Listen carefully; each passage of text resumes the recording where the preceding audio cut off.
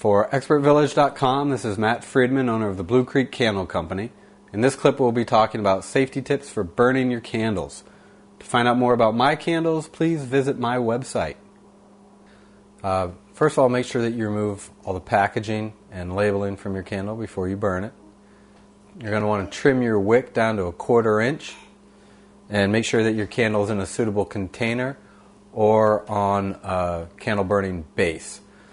Try not to burn your candles for more than 4 hours at a time and never leave them unattended. Some things that are new to the market that people like to use are candle warmers. What that allows you to do is place your candle that's in a container such as this right onto the warmer. The warmer plugs into the wall.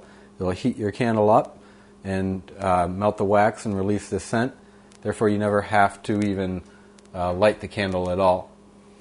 So again, make sure that you're never burning your candles unattended. Keep your candles away from flammable materials, any loose hanging clothing, drapes, or tablecloths. And always place your candles in a safe place well out of the reach of children or pets.